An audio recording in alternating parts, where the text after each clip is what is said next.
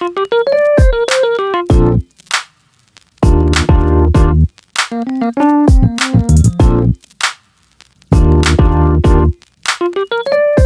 bismillahirrahmanirrahim. Alhamdulillah hari ini kita sudah bertemu dengan salah satu owner mungkin dari Kopi Bahe atau Kopi Bawah Happy.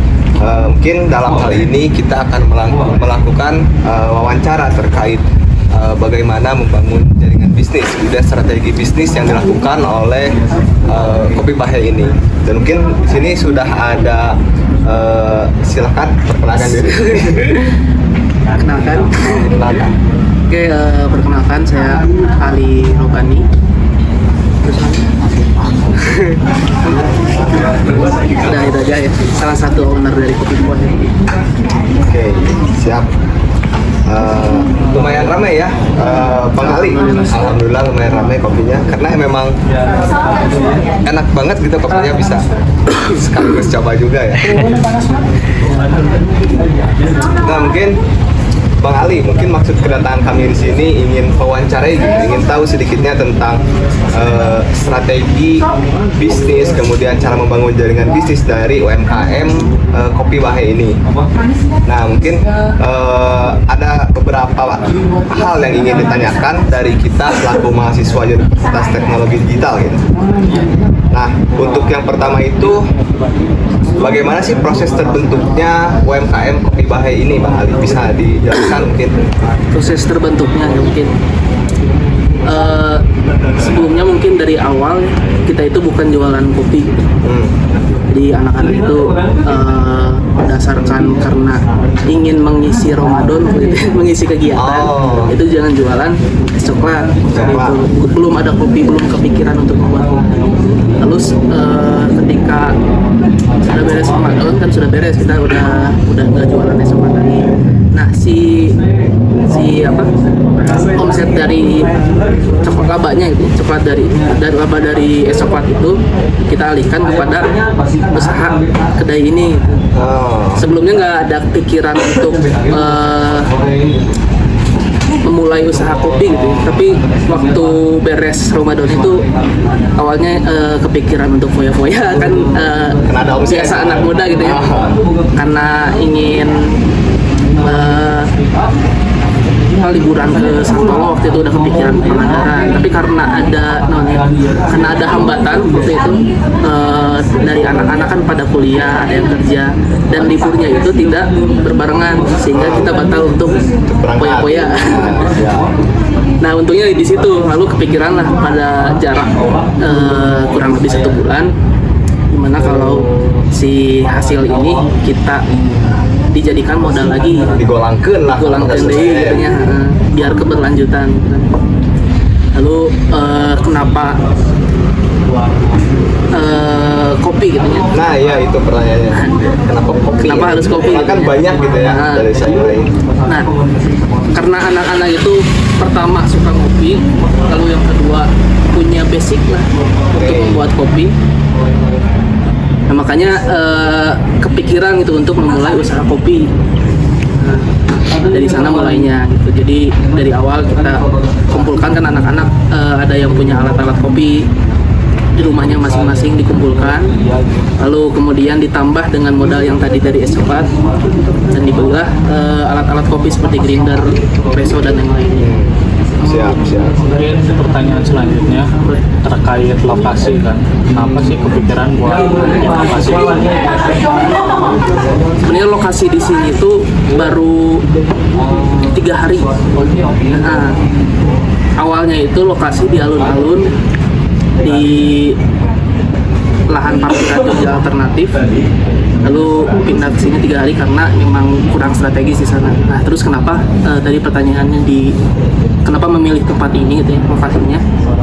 Karena awalnya kan kita cari gitu ya, mana ada tempat-tempat usaha yang disewakan gitu.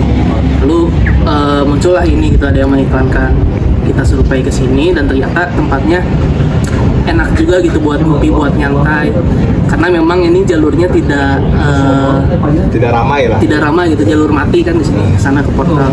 Jadi tidak ada lalu lalang kendaraan, enak buat nyantai-nyantai di sini. Gas gitu ya. Gas di sini. Jadi Cocok lah untuk mahasiswa.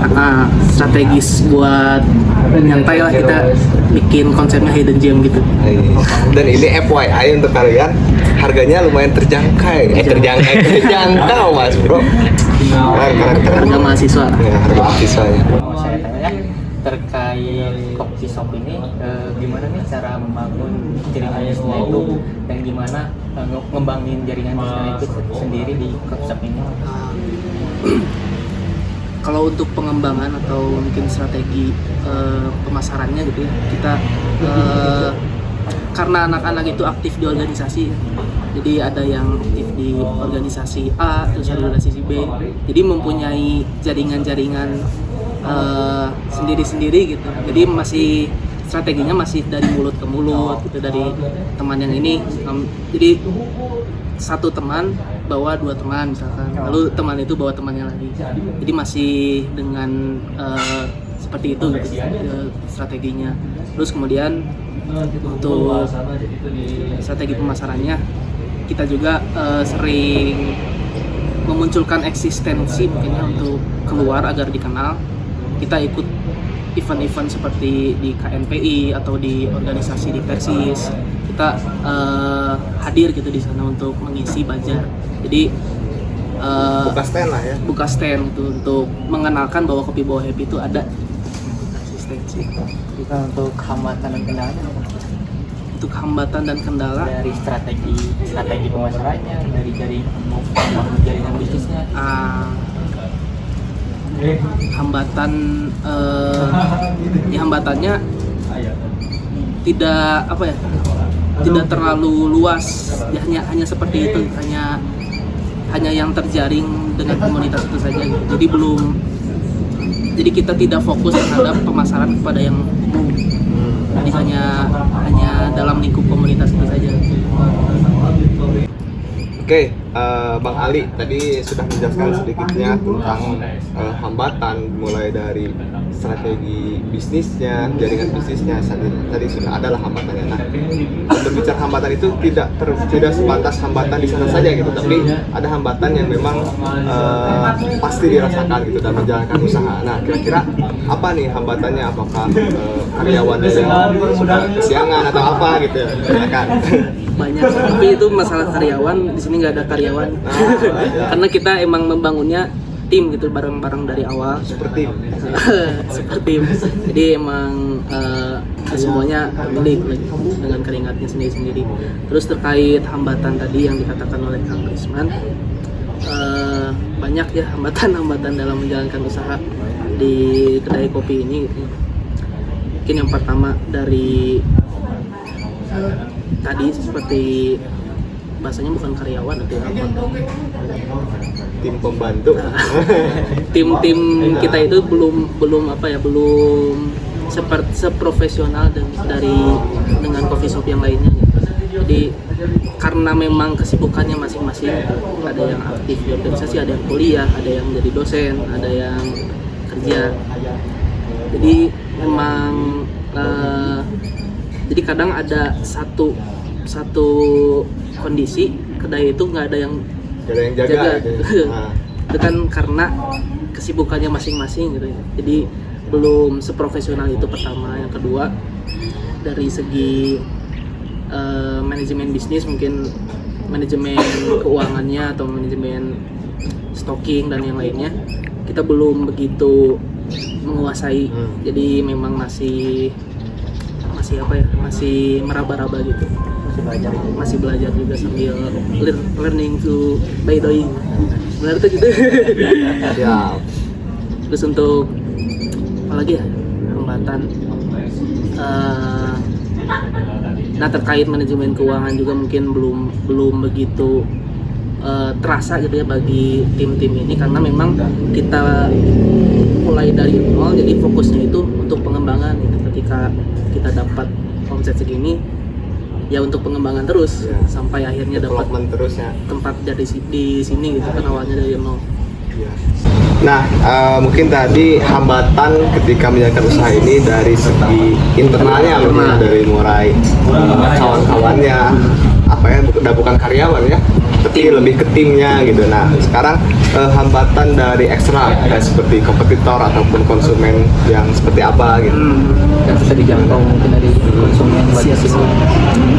Hambatan eksternal mungkin pertama dari letak lokasi kopi bawah Happy ini memang nyumput gitu ya dari jalan raya itu, jadi banyak konsumen-konsumen yang nyasar gitu, ada yang di portal kan di sini, jadi mungkin itu jadi hambatan bagi kita gitu, jadi keluhan konsumen juga gitu. Terus untuk karena mungkin kita strategi pemasarannya baru dari mulut ke mulut dari komunitas lainnya, jadi ketika kita tidak bisa mengajak si teman kita kosong gitu si kedai ini gitu, karena kita emang tidak bukan tidak ya, tapi belum promosi ke yang umum lah. Iya, ke yang umum gitu. Jadi itu jadi hambatan senang juga. Terus tadi terkait kompetitor mungkin ya karena dalam jaringan-jaringan kita di komunitas-komunitas kita gitu banyak juga tukang kopinya gitu, jadi terbagi lah, ada yang kesana dulu misalkan, terus hari ini bagian ini itu balik bisa membantu ya. Iya. Ya mungkin mau nanya ya, untuk dari produk yang best seller di sini itu apa aja? Dari namanya. Untuk yang best seller kan kita menyediakan kopi base espresso, terus ada juga yang manual, ada juga yang non kopi. Untuk yang best espresso, yang paling best seller itu es kopi susu. Jadi kadang yang baru awal kesini itu nanyanya es kopi susu. Terus untuk yang manual itu kebanyakan yang beli itu V60. Terus untuk non coffee karena apa ya? Karena kita tadi awalnya itu dari es coklat, jadi yang best seller itu es coklat gitu. Berarti es coklat juga masih ada gitu? Masih ya? ada di sini gitu. Ya. Ulah mau kapur wadaksi nanya. Iya, jangan lupa ke rahim gitu. Siap. Jadi ini produk yang best sellernya. Nah, dari ini Nah, susu. yang ini nih. Kopi susu ya? Siap. Nah, mungkin setelah tadi menjelaskan dari hulu ke hilir terkait strategi mulai dari hambatan membangun usaha ini, harapan atau resolusi mungkin nanti untuk 1 tahun ke depan Kopi Bah ini akan seperti apa?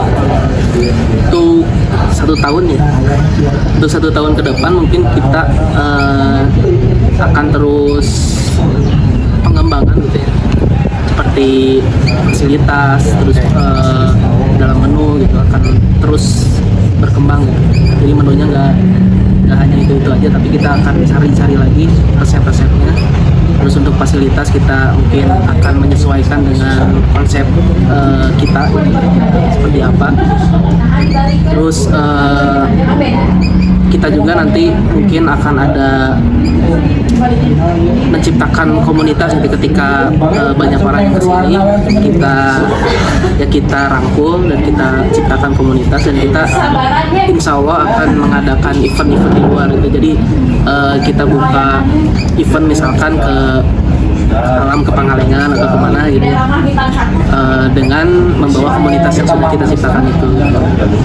Terus untuk dalam event-event itu mungkin nanti ada hiburan, terus ada diskusi, ada juga hal yang lainnya lah, nanti kita konsep Hal yang positif tentunya ya. hal yang positif insya Allah.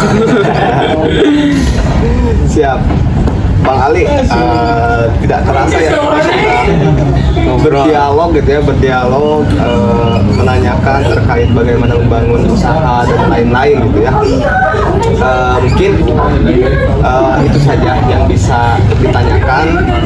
Semoga kedai Kopi Bah ini semakin maju lah, semakin maju, berkembang, bahkan bisa bersaing di kancah nasional dan internasional. Amin. Siap. Siap. Mungkin itu saja dari kalau dari saya pribadi gimana? Ya, dari Kang saya Heru? Cukup ya? Sudah cukup.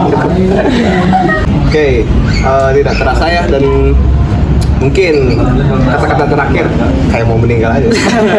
Closing statement lah, closing statement sekaligus menutup.